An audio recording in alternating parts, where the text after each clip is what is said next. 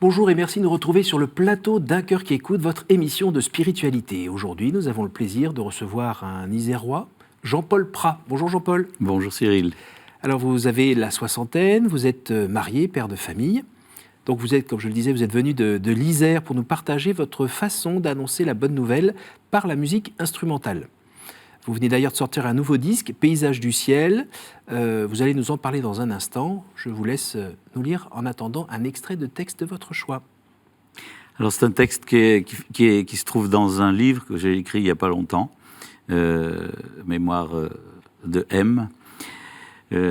Ça commence par une petite phrase de Léo Ferré dans une de ses chansons, quand il dit « La musique, où elle était la musique ?» Celle qui me transporte dans une émotion presque impossible à décrire, une émotion non sensible. Est-elle intellectuelle, spirituelle? Comment pourrait-on la nommer ou la définir? C'est un ressenti qui n'est pas du ressenti, qui te comble en respectant tes vacuités, un sentiment paradoxal. Je ne parle pas de cette émotion, que j'aime aussi d'ailleurs, qui te fait de suite dresser les poils des bras, qui émane du talent et de l'extrême sensibilité de l'artiste, celle qui peut te tirer des larmes, même lorsqu'on te brosse un peu dans le sens de ta pilosité. Non, j'essaie d'évoquer celle qui te contacte plus haut ou plus bas, je ne sais, tout dépend de ta manière de voir le ciel, et te fait entrer dans une certaine forme de mélancolie, comme un appel lointain, une réminiscence d'un passé ignoré aux couleurs d'éternel futur. Elle agit plus efficacement, plus sûrement que pourrait le faire une voix et des mots, et te montre mystérieusement la vanité de presque tout ce à quoi l'homme s'attache. Je ne saurais dire si la douleur l'emporte sur la joie, elles sont si étroitement mêlées que le cœur comprend soudain qu'elles ne font qu'un et sont indissociables. Et tu restes là comme suspendu, ne sachant pas vraiment qu'attendre, ni comment répondre à l'appel. Et les notes, les rythmes te parlent, tu pourrais parfois les traduire en paroles, injonctions, encouragement, force, consolation. Ne baisse pas les bras, avance, ne te retourne pas, tout est en ordre, ne te laisse pas distraire ou confondre, le bruit alentour n'est que poudre aux yeux. C'est vrai, ça ne se dit pas, poudre aux oreilles. Et même la puissance est enveloppée de douceur. Note tracée par une main innocente, sans doute, architecture conçue au-delà de l'ignorance de celui qui en définit les contours, maître d'ouvrage au service d'un maître d'œuvre plus grand que lui. Mais qui est donc celui dont le compositeur n'est que la voix, sorte de Jean-Baptiste de l'harmonie qui crie dans le désert de son désarroi? Qui est donc celui qui me délivre des messages d'une précision si grande que mon cœur et mon âme en sont nourris sans que je puisse en décrypter le sens. Il y a de quoi développer pendant 4 heures, là. Hein. C'est ça, mais l'émission ne fait pas 5 heures. On va voir, on va voir. Ça alors, c'est intéressant de voir comment vous parlez de la musique dans ce livre. Alors, vous nous rappelez le titre? Donc, Mémoire de M, Souvenirs imaginés. Voilà, c'est aux éditions? Aux éditions Encre-Toile. D'accord, et je crois qu'on peut les avoir que par Internet via le site édition au pluriel -encretoile.fr, E-N-C-R-E-T-O-I-L-E. C'est ça. Voilà, c'est bien ça. La façon dont vous parlez de la musique qui n'est pas juste à s'adresser au cerveau ou à s'adresser, on va dire, aux tripes, c'est celle que vous composez? Oui, c'est ça. C'est une musique, enfin, je crois, et c'est ce qu'on me renvoie quand je la joue en concert, c'est une musique qui est faite pour emmener plus loin. Ce qui n'est pas tellement courant aujourd'hui, parce que souvent, comme je le dis, on nous brosse dans le sens du poil, finalement, on nous dit ce qu'il faut aimer, on nous balance des produits qui sont de toutes pièces faites, mais on est bien loin de l'art souvent. Et l'art est fait pour ça, quoi, pour nous emmener plus loin. Alors, si on n'a pas une sorte de jubilation cérébrale dans la construction, dans l'harmonie, dans quelque chose qui se crée et qui se passe juste au cerveau, ou bien si on n'a pas les tripes qui vibrent, tirées vers les larmes ou la joie ou autre, qu'est-ce qu'on ressent? Quelle est la nature de ce qu'on vit quand on écoute ce genre de musique? J'ai l'impression que c'est un appel au voyage, mais pas un voyage de fuite, j'ai envie de dire. Un voyage intérieur qui fait qu'on recontacte une réalité intérieure profonde, au plus profond.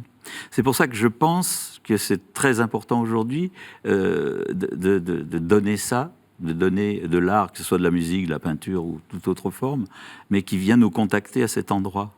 Parce que moi, en tant que chrétien, je pense que c'est justement dans cet endroit que Dieu vit en nous. Donc, C'est pas la peine tellement de faire du verbiage et des choses comme ça, simplement aider les personnes à recontacter cet endroit, ce lieu profond en eux, et puis après, Dieu fera le reste. Alors pour savoir comment vous avez retrouvé ce chemin pour aller un peu à la source en fait, Ouais. Et ensuite cette façon de le dire, peut-être qu'on peut revenir un petit peu sur votre parcours musical. Vous êtes tombé dedans quand vous étiez petit? C'est quelque chose comme ça. Moi, j'ai commencé à 15 ans sur scène avec un orchestre de variété. On fait ses armes. À partir de 19... On fait danser tout le monde? Ouais, c'est ça. Les bals populaires. Et puis, à partir de 19-20 ans, j'ai commencé à composer ma propre musique. Et puis, ça s'est précisé, ça s'est précisé. Il y a eu dans mon histoire des périodes où j'ai un peu mis ça de côté, d'autres choses à faire, à mettre en place. Les influences musicales, ça serait qui? Alors, je pourrais dire qu'il y en a plein, ou alors qu'il n'y en a pas. C'est parce que c'est quelque chose. Et bien sûr, j'ai écouté toutes sortes de musique. Ça va du classique au rhythm and blues, en passant par la musique, ce qu'on a appelé musique progressive, anglaise, américaine, etc. J'ai écouté beaucoup de choses, mais je crois que ce sont pas des influences réelles. J'ai jamais voulu faire comme. Et évidemment, tout ce qu'on a écouté, ben on le menduque, on le digère, et puis après, bien sûr, qu'il influence. Mais je crois que le point d'inspiration est ailleurs. Et ça, je l'ai su tout de suite, même avant d'avoir rencontré Dieu. Je savais que ça venait de plus haut, plus loin. Et vous l'avez rencontré comment, Dieu? Eh bien, sur un témoignage, j'avais 30 ans, et ça a été une rencontre avec le Christ vraiment radicale, je peux dire. Racontez-nous un peu quand même. Oh, bah vous avez 30 ans, vous êtes dans un groupe. Voilà. Et puis c'est où? Ça se passe où? Ça s'est passé en Isère à l'époque. Maintenant, je suis dans les monts du Lyonnais. J'ai émigré, mais pas très loin. Et donc, je faisais aussi le métier d'arrangeur, c'est-à-dire se mettre au service d'artistes, chanteurs, notamment, pour faire les arrangements musicaux de leurs chansons. Et j'ai rencontré donc un homme qui voulait chanter, lui, le Christ. Et puis on s'est liés d'amitié, voilà. Et un jour, lui, il a donné son témoignage au milieu de nous. On était 12 dans la salle de répétition. 12 hommes, ça fait bizarre, ça nous rappelle des trucs. Barbu à l'époque? Oui. et puis voilà, il nous a proposé de prier, ce qu'on a fait, qu'on n'avait pas fait depuis des lustres. Et moi, ce jour-là, quand j'ai ouvert la bouche pour parler à ce Dieu qui, paraît-il, était là, au milieu de nous, eh bien, il s'est passé que j'ai su, d'une manière inébranlable, que c'était le Christ que je cherchais. Je l'ai rencontré, quoi. Et vous l'avez su comment? Boum. D'accord. C'est pas bien facile à expliquer, c'est que tout d'un coup, c'est une certitude qui n'a jamais pu bouger. Comme le fait que le sol est sous vos deux pieds? Exactement pareil. Comme si on me disait aujourd'hui, Cyril Le Peigneux n'existe pas, je pourrais dire si, je l'ai rencontré. Ben, c'est de la même évidence. C'est gentil. Et ça vous a un peu ébranlé ou c'est juste quelque chose de paisible et qui vous remplit tout entier comme... Ah bah sur le moment, c'est plus qu'ébranlé, c'est carrément un tremblement de terre, parce que tout d'un coup, on trouve ce qu'on cherchait, mais partout ailleurs, depuis plus de 10 ans, et on sait que c'est là. Ça fout tout en l'air. Mais après, ça reconstruit, c'est ce qu'il y a. Et vous veniez d'une famille quand même catholique? Oui, plus ou moins. C'était pas très pratiquant. Mais D'accord. Et puis à l'adolescence, vous aviez laissé un peu tomber tout ça? Ah oui, musique à fond, à partir de 14 ans, 15 ans. Ça a été faire de la musique et puis ensuite en composer, en créer. Alors quand tout d'un coup, on se trouve avec cette présence qui finalement n'est pas non plus pleine présence, pleine lumière, parce que sinon on serait trop ébloui et on se casserait un peu la figure. Est-ce qu'il y a un moment quand même où on se dit, peut-être dans les jours qui suivent, zut, c'était pas si loin que ça et ça fait 10 ans, 15 ou 20 ans ou 30 ans que je suis passé à côté, alors qu'en fait là il y avait cette occasion-là, là il y avait... Non, parce qu'il est terrible. C'est-à-dire que pendant ces 10 ans, si je peux dire 10 ans d'errance, parce que je suis passé par tous les trucs qu'il ne faudrait pas faire, eh ben, lui, il est comme ça, il nous forme. Même dans une vie complètement dissolue et tout ça. Lui, il n'est pas moraliste, hein. Il n'est pas comme beaucoup de ceux qui pensent lui appartenir. Donc la miséricorde, ça veut dire quelque chose pour vous? Ah oui, ça veut dire quelque chose, oui. Alors après, une fois qu'on a eu cette rencontre, j'imagine qu'on peut plus vivre comme avant. Mais le vivre comme avant, parfois, c'est un petit peu présent dans nos tripes, dans notre corps. Comment on fait pour... Alors, on se laisse guider, on fait comme on peut. On se casse la figure, on Ouais, monte. moi, dans mon parcours, je dirais qu'il y a eu un passage beaucoup plus radical dans le mauvais sens du terme. C'est-à-dire qu'on est tellement possédé par Dieu qu'on en devient intransigeant. Justement, la miséricorde en prend un coup au départ. On est C'est trop le côté du raide. balancier, en fait. Bah ouais, on est Dans raide. l'ex inverse. Ah oui. Mais pas parce qu'on veut être raide. C'est parce qu'on veut bien faire. Puis voilà. Et puis moi, je pourrais dire aujourd'hui qu'après à peu près 35 ans de cheminement, je suis beaucoup plus proche de celui que j'étais avant ma conversion que celui que j'ai pu être par moments un peu rigoriste et chiant, pardon pour le mot, mais il faut le dire. Et aujourd'hui, c'est complètement différent, parce que je vois de plus en plus, je crois, ma misère. Et quand on voit sa misère, la miséricorde n'est pas loin. On cesse d'être exigeant avec les autres. C'est sûr. Bon, après, il ne faut pas non plus ouvrir trop vite les yeux, parce que la lucidité sans la charité, ça ne marche pas trop. Hein. Ah ben, bien sûr, tout marche ensemble. Alors, la musique, on peut dire qu'aujourd'hui, c'est votre langue. Oui. C'est votre façon de parler. Mais il y en a une autre quand même. Alors, on n'a pas parlé de vos étapes musicales avec le pape à Gerland ou... Oui, c'est ça, 86, le pape à Gerland. Après, moi, j'ai mis en place une pédagogie dont on peut dire un mot qui s'appelle EFATA, qui sont des sessions où je fais travailler justement les gens pendant des sessions de 5 jours, où je les fais travailler sur la pulsation rythmique, avec aussi la prière, enfin, s'ils le veulent, puisque c'est pas réservé à des gens qui prient. Et donc ça a été très important. Et puis pendant 10 ans, Akero, qui a été un groupe on va dire de variété, oui, où on faisait de la chanson, etc. Et je suis revenu. Chanson chrétienne ? Oui, bah oui, des textes. Enfin, je cherchais de plus en plus un langage décalé que je trouvais d'ailleurs. Ça c'est en 2000, ça ou ça a commencé en 2000, on va dire une dizaine d'années. Et puis, après, je suis revenu justement à ce qui est premier pour moi, cette musique instrumentale qu'on trouve dans Paysage du ciel notamment, et qui va aller plus loin sur un spectacle total, quoi, que j'ai appelé De l'origine au commencement. C'est bien comme titre. Oui. Et ça veut bien dire ce que ça veut dire pour moi. Et qui serait avec justement chorégraphie, images projetées, lumière, musique, mais raconter finalement l'histoire de l'humanité sans dire un seul mot. Voilà, c'est un challenge, mais enfin, ouais, un défi, parlons français. Oui. C'est un défi, surtout que c'est énorme, tel que je le vois, et que, on verra bien comment ça peut être possible. Alors, la musique, d'accord. Cette rencontre qui a bouleversé votre vie, cette rencontre de l'amour, hein, l'amour entier, plein et entier. Amour que vous partagez quand même avec votre épouse, les enfants. Je fais de mon mieux. Voilà. Et puis finalement, vous avez un peu répondu aussi à cet amour en devenant diacre, on peut dire ça ? Oui, c'était un appel, parce que finalement, de cette conversion est née une communauté qui s'appelle la Communauté des Apôtres de la Paix. Et je m'en suis retrouvé, aujourd'hui, on me donne ce titre de fondateur de cette communauté, ce qui n'est pas faux, parce que je crois que, même si on a été plusieurs à la fonder ensemble, je crois qu'elle était née avant même que le Christ y entre. Il y avait déjà potentiellement tout ça. Quand je disais, il nous a formés dans notre vie antérieure, si je peux dire. Voilà. Donc, j'ai été aussi, pendant une dizaine d'années, ce qu'on appelle dans le jargon modérateur de la communauté. Et c'est comme ça aussi que j'ai été interpellé. Est-ce que tu cheminerais pas vers le diaconat ? Et puis, j'ai vu vite que ça me correspondait tout à fait, quand on m'a expliqué ce que c'était. Et votre femme a suivi Oui, bien sûr, on a fait le chemin ensemble. D'accord. Cette communauté, alors pratiquement, c'est quoi ? Vous êtes 5 familles ? Alors, on est la totalité de la communauté, on est à peu près 90 membres aujourd'hui, mais il y a un lieu de vie communautaire, là où j'habite, dans les Monts du Lyonnais, et là, on est 4 familles et 3 célibataires en vie communautaire. Moi, j'y suis depuis 28 ans bientôt. D'accord. Et les autres implantations, elles sont en France ? Oui, en France. On a un prêtre qui est au Cameroun. On a un couple qui vient d'entrer, qui est en Italie, mais autrement, c'est des régions en France. Quelle est la vocation particulière de cette famille ?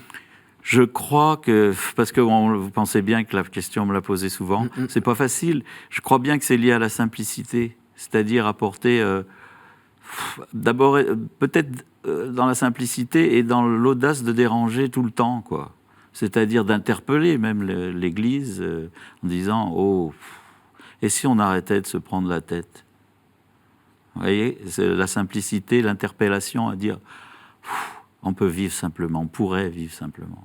Alors, c'est pas facile, hein, parce que c'est bien beau d'interpeller, mais il faut en vivre soi-même. Concrètement, ça veut dire quoi? Eh ben, ça veut dire plein de choses, que chaque membre a trouvé son propre mode, justement, d'être cette paix dans le monde. Apôtre de la paix, ça veut dire apôtre, celui qui propage, donc ça veut dire celui qui en est rempli, parce que pour propager, il vaut mieux, voilà.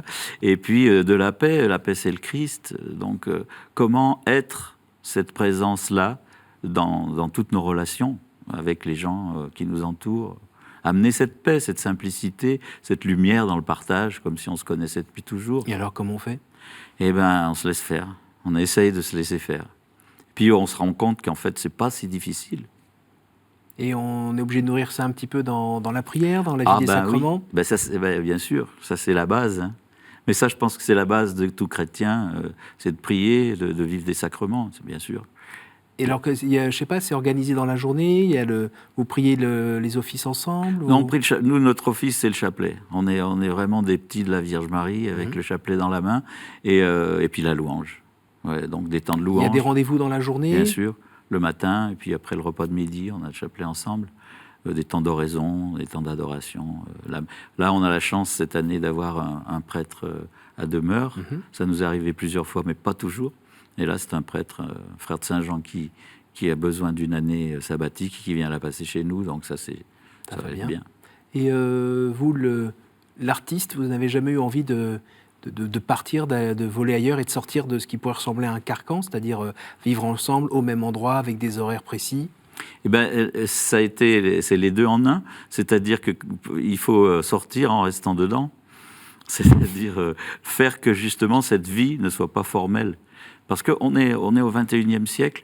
Alors je crois que c'est vrai pour des communautés nouvelles de type, on va dire, laïque comme la nôtre, comme pour les communautés religieuses. Si on est là pour reproduire des schèmes du XIXe siècle, ça sert à quoi qu'on existe? Si c'est pour qu'il y ait une autre communauté, voilà, encore une en plus. Donc on essaye de trouver un mode. On est arrivé en vie communautaire avec un mode un peu formel, et puis en voyant que ça marchait pas, on a assoupli ici, là, et on arrive à avoir une bonne vie, à faire aussi la fête ensemble, à être voilà, comme des frères. Mais alors il n'y a jamais d'assiette qui vole ou d'engueulade après le barbecue qui n'a pas été nettoyé? Non, par rarement. On y va franco de port, justement, parce qu'on on tourne pas autour du pot. On s'aime suffisamment, je pense, pour pouvoir se dire les choses cash. Et il y a une implication aussi dans la vie ecclésiale locale? Le plus possible. On est en bon lien. Il y a pas de problème. Vous, en tant que diacre, vous êtes ça m'arrive. Alors, c'est pas mon ministère ou... premier, hein, puisque j'ai vraiment été ordonné pour la communauté, et puis avec aussi le côté artistique. Mais quand je peux rendre service, bien sûr. Alors, si on revient sur la musique, oui. On peut parler d'annonce de la bonne nouvelle sans les mots? Oui, je crois qu'il y aurait une réflexion vraiment sérieuse à avoir par rapport à ce qu'on appelle l'évangélisation aujourd'hui. Parce que souvent, on appelle des choses, on dit on va évangéliser, puis on se retrouve finalement entre membres du club. Et je crois qu'il faut évangéliser aujourd'hui. J'ai bien aimé une personne qui était venue faire une session chez nous. À la fin, quand on fait le bilan, elle a dit « Ce que j'aime ici, c'est qu'on nous fout la paix ». Et je dis, bah ouais, c'est notre vocation. Un apôtre, c'est un fouteur de paix.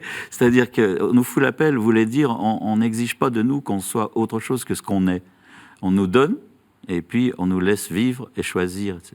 Et l'art, justement, donne cette possibilité. On donne de la beauté, on donne de la force, de la puissance. La musique, waouh, c'est ça, quoi. Et puis, après, c'est l'affaire du bon Dieu, quoi. Donc vous êtes à la première annonce? Je ne sais pas si on peut appeler ça comme ça.